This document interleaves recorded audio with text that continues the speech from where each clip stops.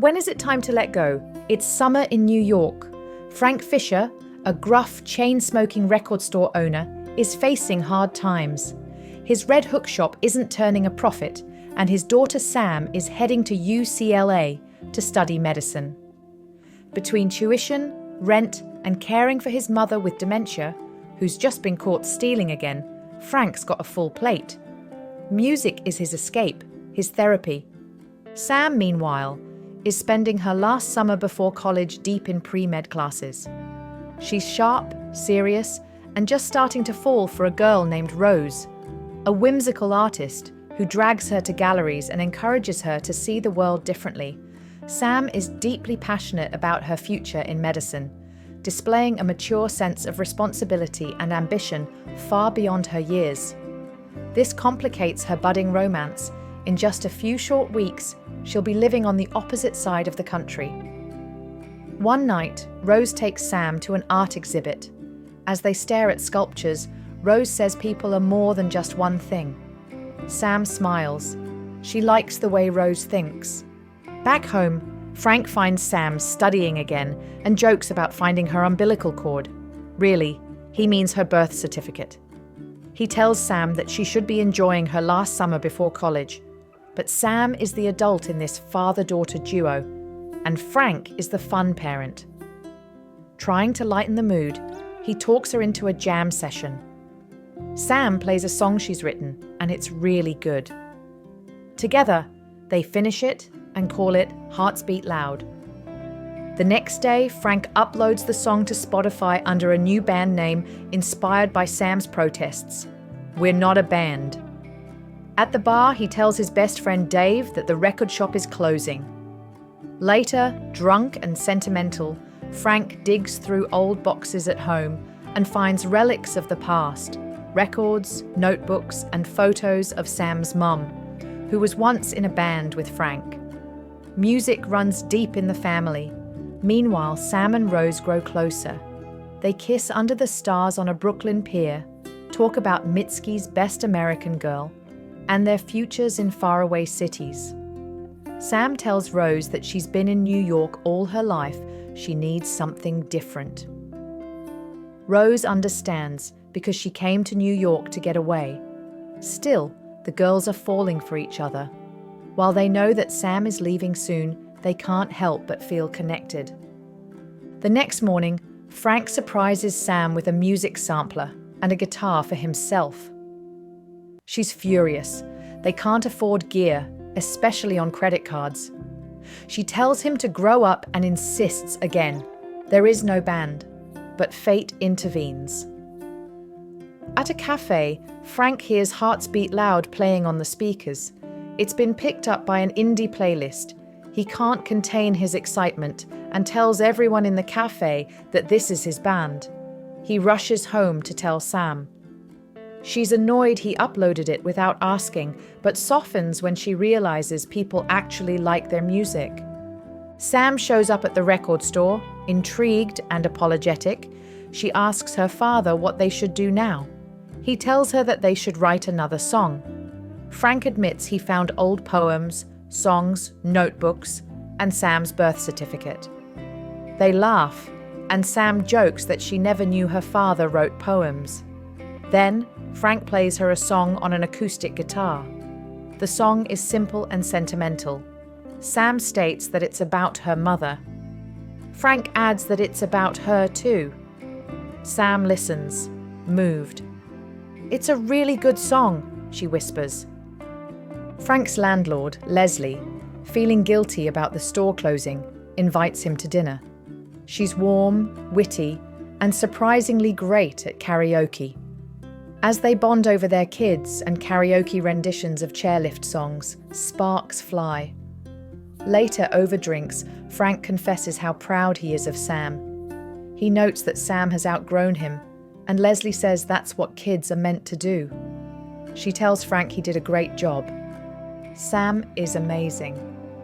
Then Leslie kisses him. At home, Sam can't stop thinking about Rose. She swipes through photos of her and Rose and listens to the Mitski song that she recommended. Then, Sam experiments with the sampler and writes a new track.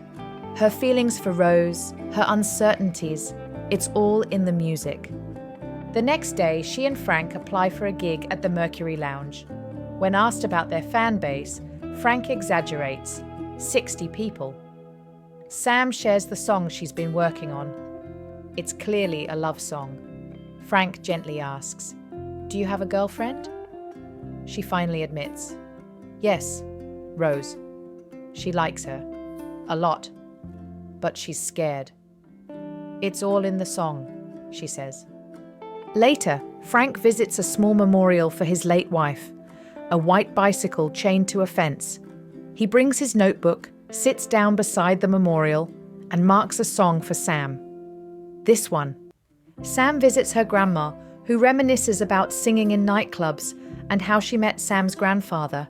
She explains that in her day, she had to knock on doors of the clubs she wanted to sing at, rejected constantly, until finally she booked a big one.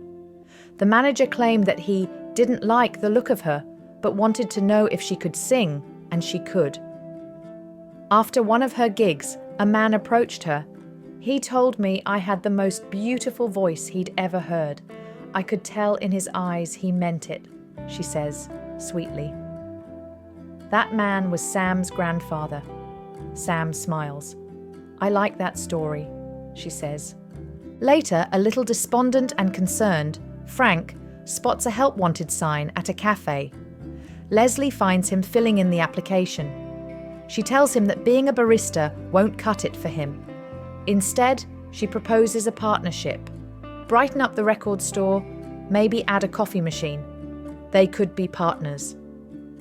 Frank hesitates but is intrigued. He questions why Leslie would want to be his business partner, and she responds that she loves the record shop. She would hate to see it go. Back at home, Sam plays Rose the new song. Rose loves it, joking that she was worried she wouldn't like her music. They lie together on Sam's bed. Sam tells Rose her dad was in a band with her mom before she was born. She adds that being in a band is really more her dad's thing, and she doesn't think they're good enough for an audience anyway. "You have to be brave before you can be good," Rose says, something she read in a comic book. "I'm going to be a doctor," Sam says. Being in a band is unrealistic. It's her dad's thing. Rose smiles. All dreams are unrealistic. Then she jokes that Sam can give her free medical care when she's a starving artist. They kiss. Rose asks if they can ride bikes on the Coney Island pier tomorrow. Sam goes quiet, teary. She doesn't know how to ride a bike. She never learnt how to. Rose feels terrible for bringing it up, and she apologizes. "It's okay," Sam says. "I should learn how to ride a bike." Frank bursts into Sam's room with big news. A record producer loves their song and wants to sign them. He's ecstatic. Sam is furious. "I leave in a week," she reminds him. "Are you seriously telling me to take a year off to tour with my dad?" She tears into him. He's broke, directionless, chasing dreams 20 years too late. He tries to say she's like her mother, gifted, brilliant. She cuts him off. "You don't get to do that." She storms out. Frank drowns his sorrows at the bar. Drunk and bitter, he knocks on Leslie's door to reject her offer. "I don't want to do this anymore," he tells her. "I don't want to sell music." She closes the door. Meanwhile, Rose teaches Sam how to ride a bike. It's emotional for Sam.